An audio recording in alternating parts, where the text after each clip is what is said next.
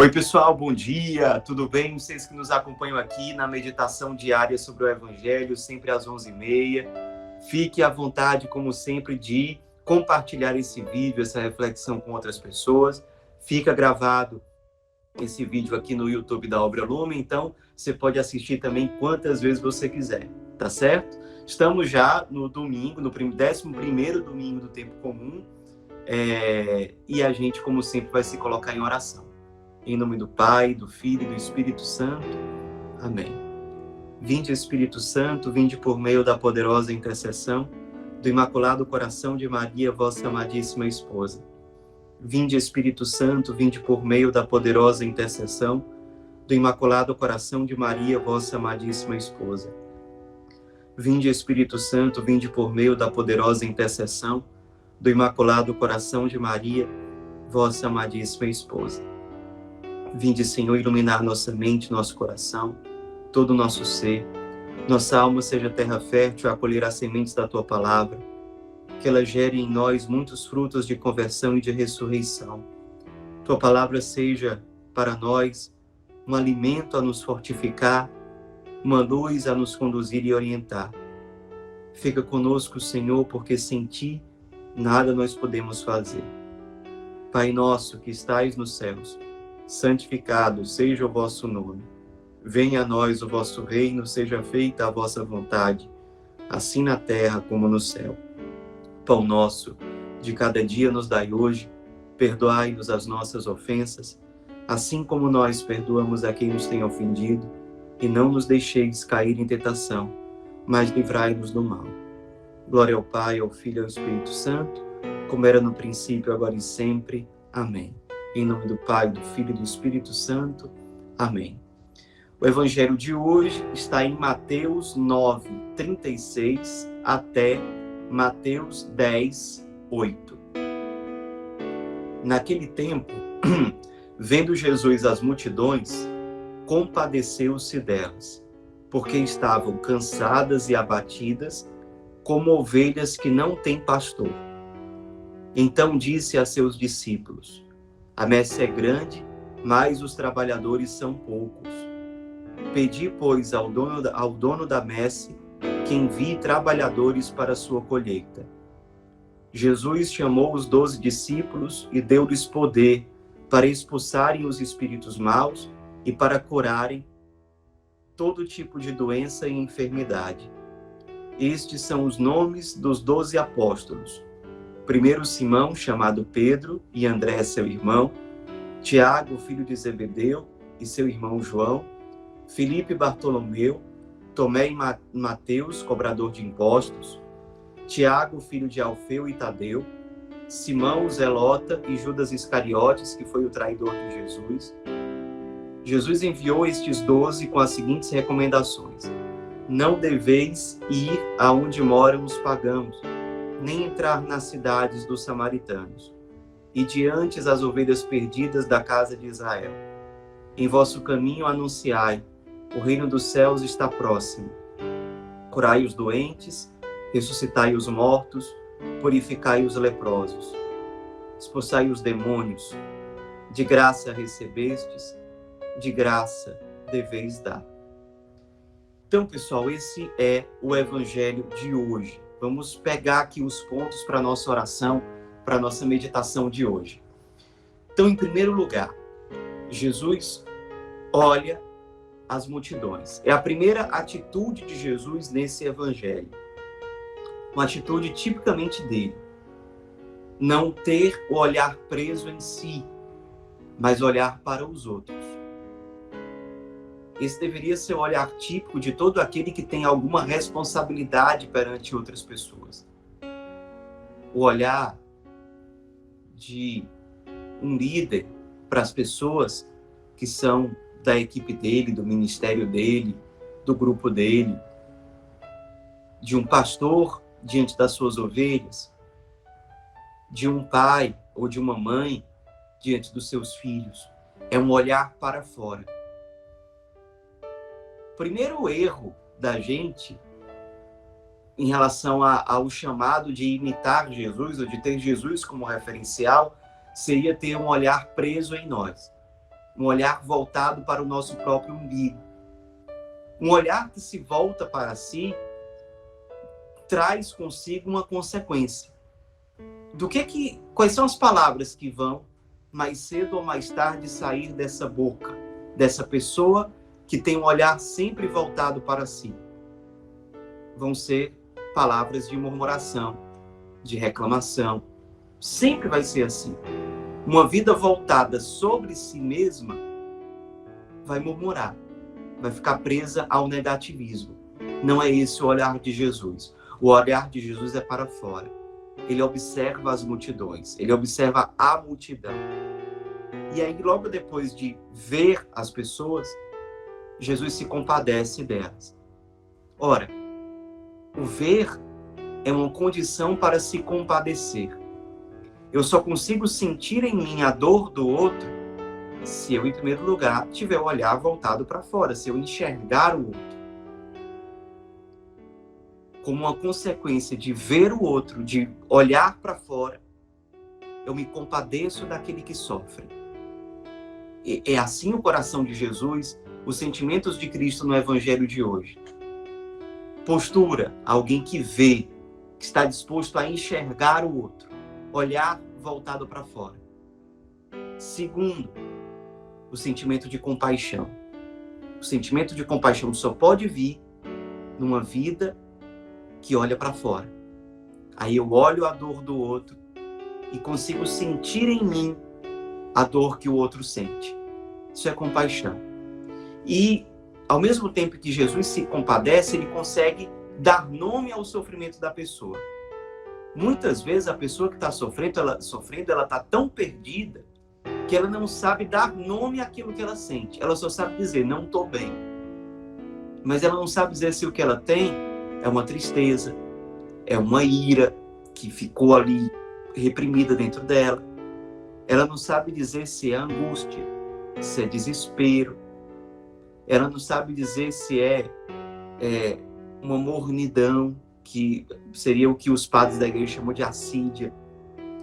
Ela não sabe dizer se aquilo é fruto de um orgulho, porque o orgulho, quando ele é muito alimentado, ele deixa um vazio dentro da pessoa.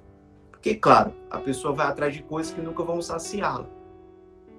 A pessoa não consegue dar nome àquilo que ela tem. Agora, uma pessoa olhando de fora o sofrimento da outra, primeiro, olhando aquele que sofre, depois, sentindo compaixão daquela pessoa, qual é a terceira coisa? Essa pessoa que está de fora, ela consegue ajudar o que está sofrendo a dar nome ao sofrimento dele. Isso é uma grande caridade. Porque na hora que a gente consegue dar nome ao nosso demônio, como os monges do deserto diziam, aquilo que nos amedronta, aquilo que nos tira a paz, aquilo que nos aperreia, quando vem alguém, isso é um grande ato de caridade. Quando alguém nos vê no nosso sofrimento, se compadece, e como consequência desse ato de se compadecer, ou seja, de sentir em si a dor do outro, eu consigo ver com clareza, ou com uma clareza maior, que dor é aquela que a pessoa está sentindo. E aí Jesus diz, ele se compadeceu. Por quê? Porque as pessoas estavam cansadas e abatidas, ou seja, ele conseguiu identificar a causa do sofrimento daquelas pessoas ali, de por que muitas delas não estavam bem. E depois de identificar qual é a dor dela, o pastor, ele só consegue realmente ajudar a ovelha quando ele consegue identificar o que está fazendo a ovelha sofrer. E ele só vai identificar se ele se fizer um com a ovelha, se ele olhar para a ovelha, se de algum modo ele se encarnar na vida da ovelha. E aí, identificando, ele vai poder ajudar. Um drama que muitos pastores têm, pastor aqui no sentido bem amplo, aquele que é responsável por outras pessoas. Um drama que um pastor tem é que ele olha para a multidão das ovelhas e diz, sozinho eu não vou dar conta. E aí, esse pastor ele tem que ter uma humildade, que é a humildade, digamos assim, que o Cristo teve.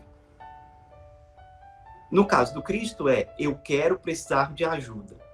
No nosso caso nós precisamos de ajuda querendo ou não.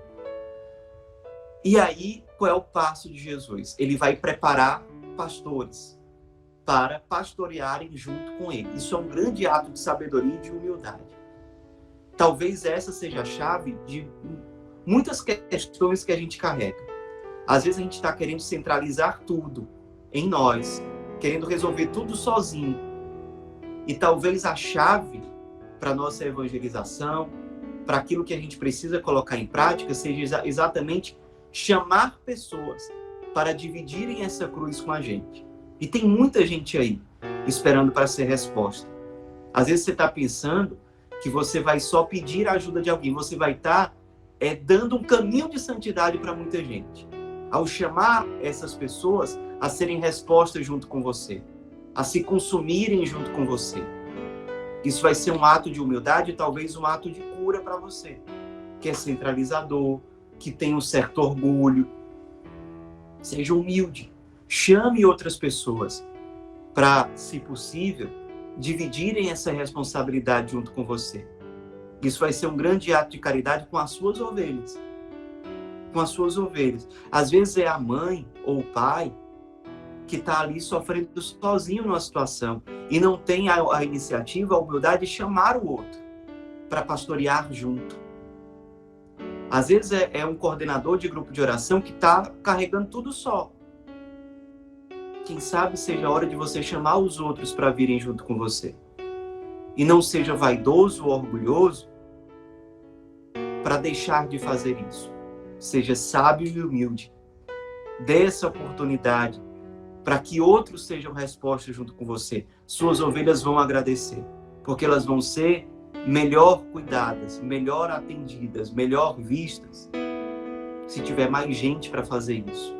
E aí Jesus, como uma resposta concreta às necessidades das ovelhas que ele viu e com as quais ou pelas quais ele se compadeceu, ele chama apóstolos. Os apóstolos são resposta do Cristo a ovelhas que estão como ovelhas sem pastor, que estão sofrendo, estão cansadas, estão abatidas e precisam de pastores. Cada um de nós, com certeza, de alguma forma, é chamado a ser pastor na vida de ovelhas. Tem muita gente por aí que está cansada, que está abatida, esperando que eu e você sejamos respostas para ela. E quem nos envia é o Cristo, que olha a dor dessas pessoas e diz que a messe é grande, precisa de mais trabalhadores para colher. E aí ele olha para mim e para você, para que nós sejamos resposta dele, do Cristo. Olha que dignidade. Nós somos resposta do Cristo para esses irmãos, para essas ovelhas, para essas pessoas. Jesus nos ensina, inclusive, a rezar, pedindo trabalhadores para a colheita. É uma ordem do Cristo aqui. Pedir ao dono da messe que envie trabalhadores para a colheita. Você que está sofrendo como pastor, no seu pastoreio, quantas vezes você já rezou pedindo a Deus que mande pessoas? Talvez você tenha começado a rezar e desistiu. É o marido rezando pela esposa, a esposa rezando pelo marido, para que o outro se converta e também passe a amar mais, passe a ser mais resposta dentro de casa. Reze incessantemente, confiantemente, quanto tempo for necessário, para que Deus envie mais operários, mais trabalhadores para a missão. Nós, no caso da Obra Lumen, sempre precisamos de mais gente na comunidade Vida para atender a tantas demandas. Quem sabe seja agora mesmo que alguém esteja ouvindo e dizendo: pois eu quero ser resposta a isso. Nos procure. A comunidade tem rezado todos os dias para que Deus envie mais missionários, para que a comunidade seja ainda mais resposta. Por isso que Jesus escolheu os 12 apóstolos. E olha que graça. Você olha para cada nome aqui desses 12 apóstolos e você vai ver que quando Jesus os escolheu, todos tinham falhas. Todos eram pecadores. todos eram limitados, mas foram os 12 apóstolos que Jesus escolheu. Jesus escolhe a mim e a você, por mais que nós sejamos limitados e pecadores. É a gente mesmo que ele quer. Ele não espera encontrar pessoas perfeitas para chamar.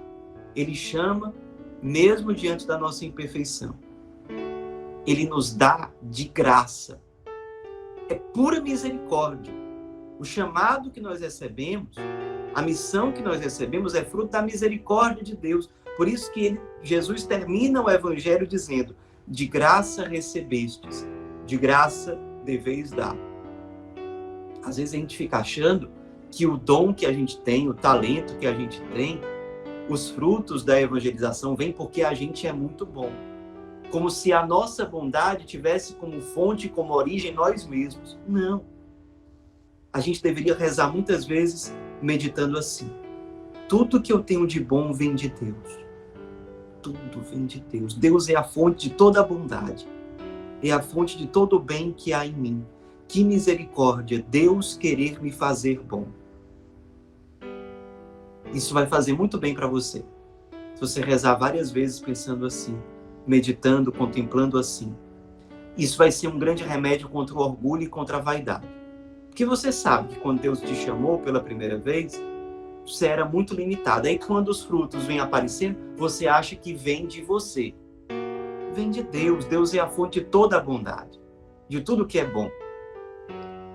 E mais ainda, ele nos chama como fruto da sua graça, da sua misericórdia. De graça recebestes, de graça deveis dar, deveis ser resposta. Não porque você é muito bom, não porque você tem muitos méritos, não porque você é perfeito, não porque você é superior aos outros, mas porque você recebeu de graça um dom. Por pura misericórdia de Deus, compartilhe isso com os outros, seja a resposta. E olha o que é que vai acontecer. Deus envia para todos, envia para os pagãos, para todos os lugares. Em primeiro lugar, para as ovelhas perdidas da casa de Israel, ou seja, em primeiro lugar para os judeus, mas depois para todos.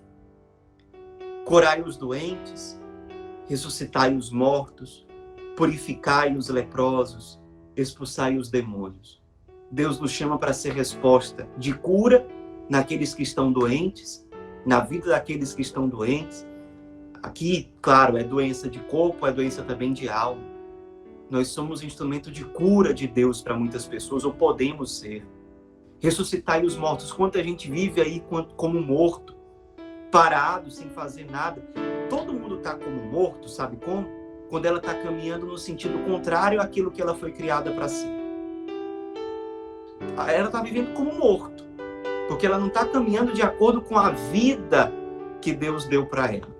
Nós somos chamados a ser resposta de ressurreição para a vida dessas pessoas. Ser presença do ressuscitado para elas. Purificai os leprosos. Purificar aqui é lavar, a palavra é lavar. Aqueles que estão desprezados, porque o leproso é alguém desprezado pelos outros. É alguém que não tem bela aparência. É alguém que vive isolado. É alguém que os outros passam e viram o rosto. Nós somos chamados aí ao encontro dos leprosos do nosso tempo. Com todo o amor e purificar, não à distância, mas tocando na carne sofredora do Cristo que está ali neles. Deus nos chama a esses leprosos. Expulsai os demônios. O demônio da inveja, do egoísmo, da ira, da soberba. Quantos demônios Deus quer expulsar da vida das pessoas, misericordiosamente querendo contar conosco. Claro que tem o exorcismo propriamente dito, que os sacerdotes fazem, de expulsar efetivamente o demônio, o espírito demoníaco de algumas pessoas. Mas a gente poderia entender demônio no sentido dos monges do deserto, que é um sentido mais amplo. Nós podemos expulsar, nesse sentido, o demônio da vida de muita gente, se nós formos resposta e assimilarmos e acolhermos com humildade e sinceridade o chamado de Deus, que nos convoca a participar da sua missão, da missão do Cristo, da missão dos apóstolos, que é isso tudo aqui. Enfim, pessoal, imitemos o Cristo, imitemos os apóstolos, sejamos resposta no dia de hoje e todos os dias da nossa vida. Que a gente consiga guardar como Maria no nosso coração todos esses pontos do Evangelho de hoje e que eles sejam traduzidos em frutos concretos de conversão e de ressurreição na nossa vida. Faça a sua oração a partir disso tudo, deixando que a palavra de Deus haja eficazmente na sua vida. Ave Maria, cheia de graça, o Senhor é convosco. Bendita sois vós entre as mulheres e bendito é o fruto do vosso ventre, Jesus. Santa Maria, Mãe de Deus, rogai por nós, pecadores, agora e na hora de nossa morte. Amém. Em nome do Pai, do Filho e do Espírito Santo. Amém.